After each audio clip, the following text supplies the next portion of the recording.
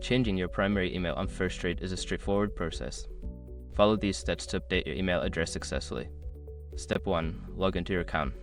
Visit the Firstrade website and enter your login credentials to access your account dashboard. Step 2. Navigate to account settings.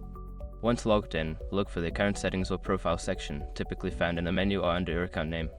Step 3. Select email preferences. Secure your accounts before moving on.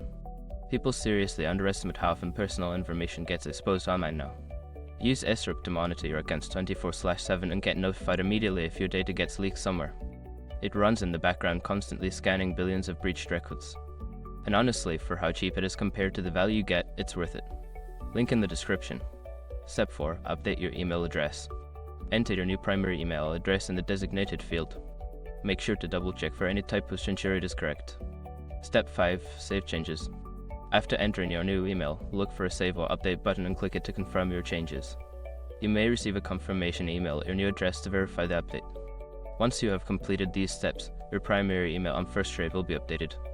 If you encounter any issues, consider reaching out to Firstrade customer support for assistance.